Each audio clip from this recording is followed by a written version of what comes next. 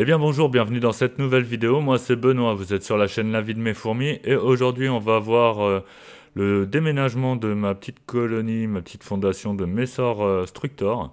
Donc ça va changer un peu des Messor Barbarus. Mais avant j'aimerais prendre 10 secondes pour demander à ceux qui ne sont pas abonnés de ne surtout pas hésiter à vous abonner.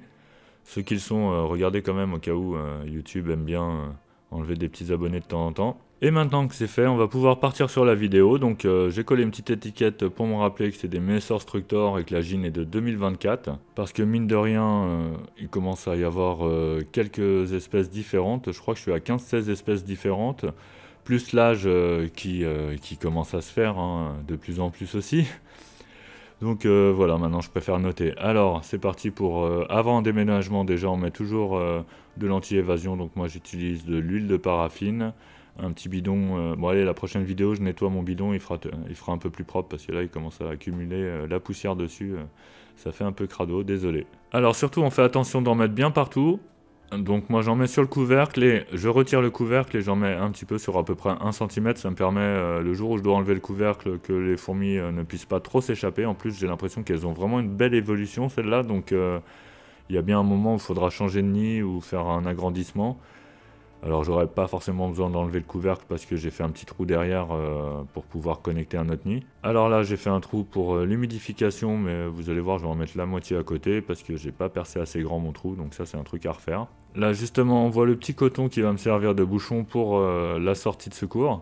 Donc ça c'est un trou que j'ai percé au cas où qu'un jour j'ai besoin de déménager les fourmis. Si jamais j'ai jamais besoin de les déménager, c'est aussi bien, mais bon, je pense que la colonie va grossir et me remplira bien ce nid. Mais ça, c'est un truc qu'il faudra toujours penser si vous fabriquez vos nids vous-même. Et d'ailleurs, si vous achetez un nid, c'est bien de prendre un nid avec au moins 2 entrées sur le nid ou sur une entrée en plus sur l'aire de chasse. Histoire de faciliter les déménagements, il faut toujours éviter de faire des déménagements à l'arrache, des déménagements sauvages. Vous allez voir que moi, je prends vraiment des gants pour ce déménagement-là, en tout cas. Voilà, c'est parti. Donc j'utilise quand même un petit pinceau, hein, mais bon allez, j'ai quand même utilisé un petit pinceau pour les faire tomber délicatement. J'ai pas eu de soucis d'évasion ou quoi que ce soit là. J'ai pas voulu non plus secouer le tube comme un sauvage dans le nid directement. Donc là, je les ai laissées descendre, donc elles sont affolées, elles ont pris leur couvain dans les mains, et pardon, elles ont pris leur couvain dans les mandibules et elles sont tombées avec, donc impeccable. Il y a juste à la fin où j'ai eu besoin de secouer un tout petit peu histoire de faire tomber ce qui restait dans le fond. Mais bon, pas trop de soucis, elles ont été stressées vraiment le temps de ça. Là on voit qu'il y a encore la gine qui est dedans, donc là, bon, pas de bol, celle qu'il faut le moins stresser. Voilà, je l'ai fait tomber comme ça, mais aucun souci depuis, hein. Franchement, ça va, tout s'est bien déroulé. Ça a été, c'est beaucoup plus rapide, hein. C'est pas ce qu'il y a de mieux à faire, mais c'est beaucoup plus rapide et je sais très bien qu'elles seraient pas sorties du tube de fondation, sinon peut-être qu'elles auraient été dans l'aire de chasse, mais voilà. Allez hop, tuto surprise sur la fabrication d'un abreuvoir rapide, simple, efficace, pas cher, tout ce que vous voulez. Donc vous remplissez un tube à essai, vous mettez un coton dedans bien tassé, et voilà, c'est à peu près la même fabrication qu'un tube à essai pour accueillir votre première gine. Bon, maintenant que j'ai un abreuvoir adapté à ce nid, je vais pouvoir vous filmer l'installation des fourmis à l'intérieur du nid. Donc pour ça, je vais mettre une lumière dessus, ça va les embêter un peu et hop, elles vont rentrer. Donc je vais vous faire des images en accéléré. Là, on voit la première qui est venue visiter, donc elle met un peu ses odeurs et tout, ça va rassurer les autres. Et je vous mets la suite en musique.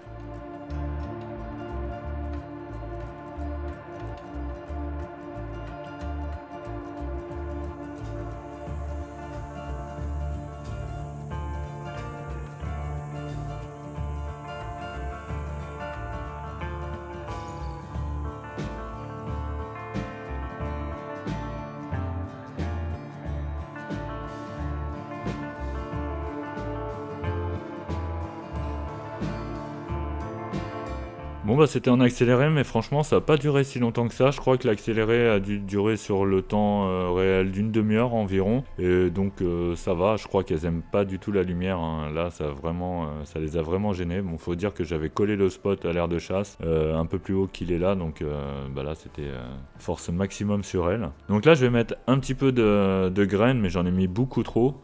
Donc pareil, je vais vous faire un petit accéléré sur les fourmis qui sont en train de ramasser les graines. Mais après ça, bon, en dehors du tournage, un jour ou deux après, j'ai enlevé des graines parce que je voyais qu'il y avait des petits trucs de moisis, donc ça faisait un trop gros tas de graines, donc j'ai préféré en enlever. Allez, c'est parti pour la vitesse maximum en musique.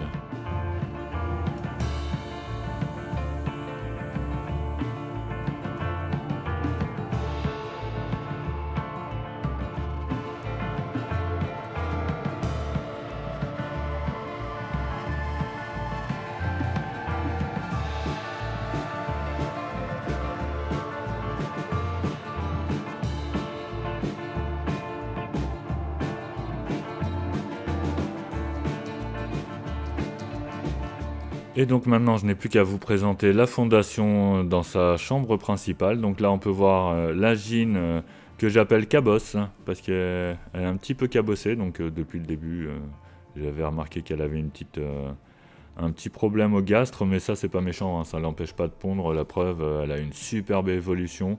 Franchement, c'est la plus grosse évolution que j'ai eue cette année, ça c'est clair. On voit qu'il y a... Bon, c'est pas des majors, mais j'ai des médias...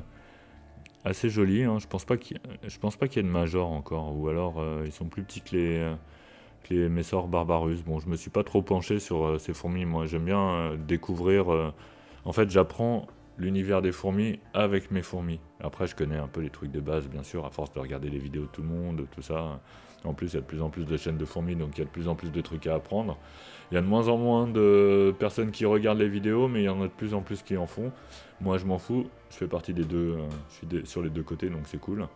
Un truc que j'ai remarqué qui n'a rien à voir avec ce que je disais juste avant, là, c'est qu'en fait, au niveau des graines, elles n'ont pas du tout pris les graines que mes Messor Barbarus auraient pris. Je suis sûr que les Messor Barbarus auraient été principalement sur les graines de pissenlit, sur les petits graminées, tout ça, sur les graines de chia, et après elles auraient pris le reste dans la suite, mais elles ont vraiment fait le contraire. Elles ont pris des graines un peu plus grosses, je sais pas exactement ce que c'est, mais elles n'ont pas pris ce que mes Messor Barbarus auraient pris.